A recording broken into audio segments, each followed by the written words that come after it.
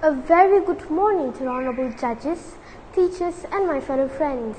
Today I would like to present a public speech about breaking video game addiction among school students. Ladies and gentlemen, it is true that video games improve coordination, attention, concentration and problem-solving skills. However, the addictive nature of video games is something we should worry about.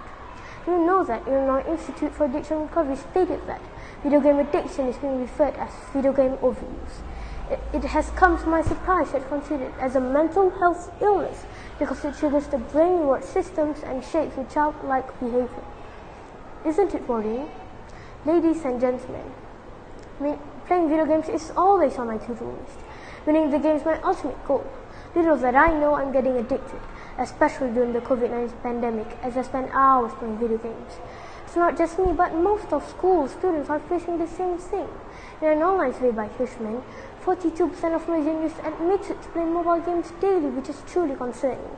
We do not want the case of a 13-year-old boy in the Philippines who spent 48 hours to play video games while his mother had to feed him, and another concerning case of a 14-year-old Malay boy who refused to leave his room for half a year due to gaming addiction from occurring again. Ladies and gentlemen, so what are the symptoms of video game addiction among school students? First, they spend a lot of time playing video games.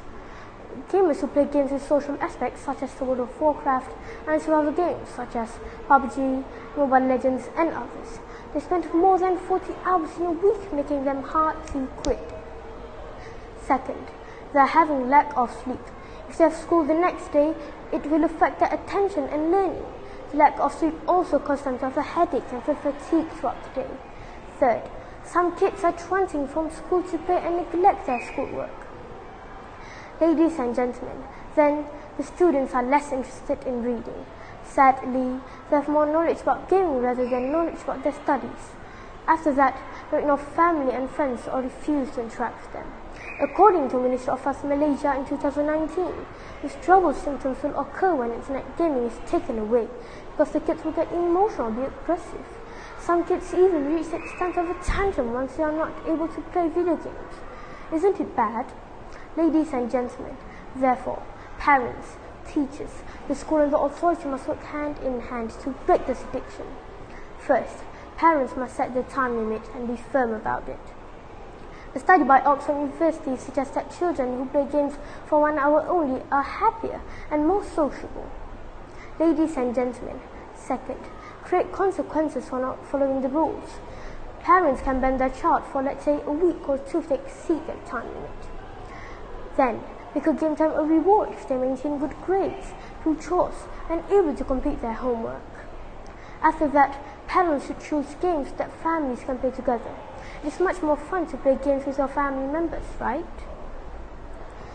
They can also choose games with physical activities such as dance and exotic sports as the child will be able to move around, stand up, walk around, and even dance while playing games.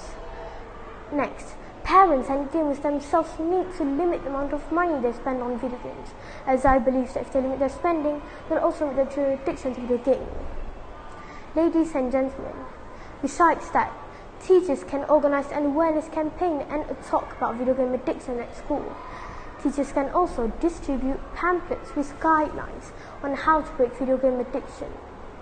Furthermore, I hope the Ministry of Education can create a special module about video game addiction because nowadays it interferes with children's home, school and social obligations. Ladies and gentlemen, in addition, I found out that some game providers abroad limit the gaming time for underage users. They have to stop playing if they reach an hour, or if not, they'll be forced or fined from the game. Last but not least, seek mental health professionals if the addiction cannot be stopped. We must break this addiction immediately before it's too late, because I believe prevention is better than cure.